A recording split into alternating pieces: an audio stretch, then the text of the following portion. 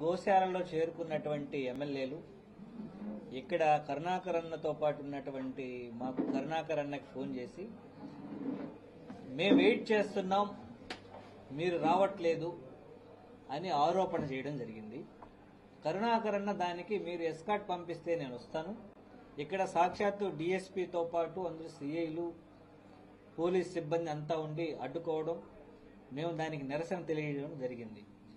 మళ్ళీ వాళ్ళు మీడియా ముఖంగా వాళ్ళు కాల్ చేసి అడిగినప్పుడు ఖచ్చితంగా కరుణాకరన్ని వాళ్ళు అడ్డుకున్న సమయంలో నేను అభినయ్ రెడ్డి గారు వెనక నుంచి తప్పించుకొని గోశాలకు చేరుకోవడం జరిగింది.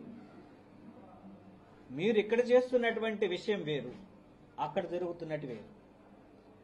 ఏడు మీరు రమ్మంటున్నారు, పోలీస్ వ్యవస్థ ద్వారా అడ్డుకుంటున్నారు రాకుండా.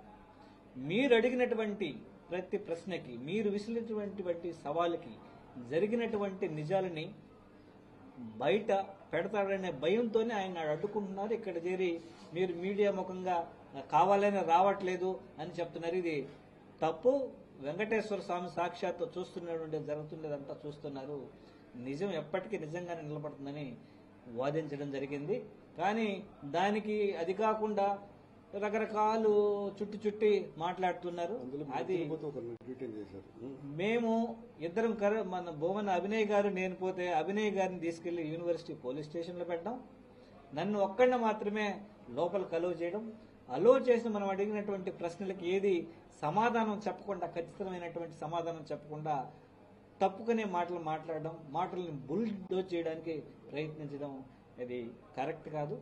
మీరు అర్థవంతమైన చర్చ జరగాలి అనుకున్నప్పుడు మీరు ఎందుకు ఆ పల్లా శ్రీనివాస్ గారు ఎందుకు రాలేదు? సవాళ్ళని స్వీకరించినటువంటి కరుణాకరన్ వస్తానంటే ఎందుకు పోలీస్ వ్యవస్థ ద్వారా అడ్డుకుంటున్నారు? ఎందుకు భయం?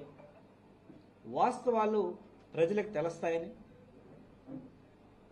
ఇలా సమస్యను పక్కదారి పట్టించే కార్యక్రమం ఈరోజు టీడీపీ ప్రభుత్వం చేస్తోంది.